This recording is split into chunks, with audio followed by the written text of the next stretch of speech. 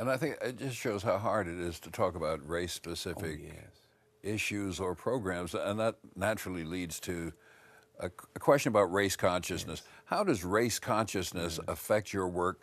Do you see yourself as a leader who advances issues of race or issues of society, or are these the same? Is there such a thing as a race transcending leader?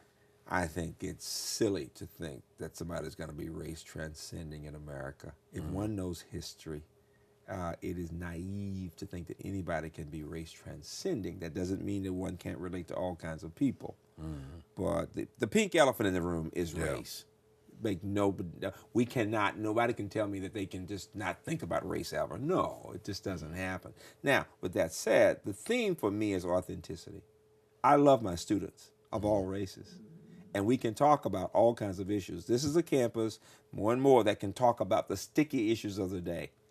What does it mean to be an African American in this group? What does it mean to be a low-income white student in this group, or a woman in science in this group? I would say that we have to find ways of being able to be honest. I could play a game here and say, oh, yeah, we want to not have to talk about it. But I know race will always, in my lifetime, be important to my students. They need to understand there will always be people who will judge them initially on the way they look in different ways. Whether they look polished and middle class, whether they are white or black or woman or male or whatever, and that those don't have to be limiting factors, but they are factors that must be taken into account. And it is, I just give you one example of this campus talking about these things. I was speaking in Howard County to a group of teachers and about issues of children of color.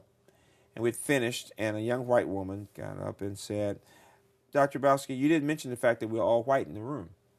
She said, and this is a challenge that we're working on here, but I'm the youngest in the room, and my class is 70% of students of color, but all the teachers are white. All right? She says, how do we deal with that? And she says, how do we deal with the fact that people are uncomfortable talking about that? And by this time, every face in the room is red, Yeah. very red. Yeah. And I'm just loving it. And I said, where'd you go to college? Being very serious with her. Where'd you go to college? And she said, oh, you don't know Dr. Hrabowski? I'm one of yours. yeah. He said, we talk like this at UMBC, right? But it was clear others were not accustomed to being Right. that honest about a fundamental point. And that's not that a white person can't be a great teacher for kids of color, but that person has to be able to talk about those issues, you see, because they are issues. I mean, as much as you might love that child, these are issues the child has to deal with. And you've got to be. So, what is my point? I'm saying that when I think about my own leadership, people here would say, I would hope they would say, he cares about all the students of all types. He will ask students about their backgrounds. We have a lot of students here from mixed backgrounds. A lot of kids out in the military. One parent is from Europe, one parent may be black. I mean, all kinds of interesting mixtures. We talk about, well, how do you discuss that? Because how it's viewed in one country is different from here. A young woman can say to me, I am French. And I say, but here they would just say, you are a lovely black woman.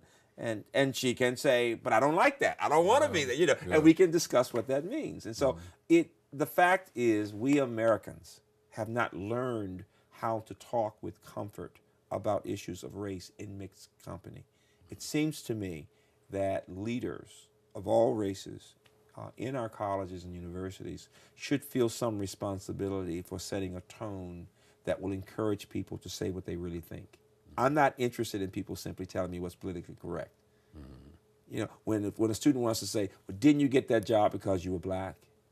I want the student to ask me that question. I won't be insulted by that, because if that's what you really think, how can you ever have a different point of view if you've already made your mind up and you just remain quiet? Tell me what you think and let's talk about it. We need that kind of discourse far more than we see right now in our country.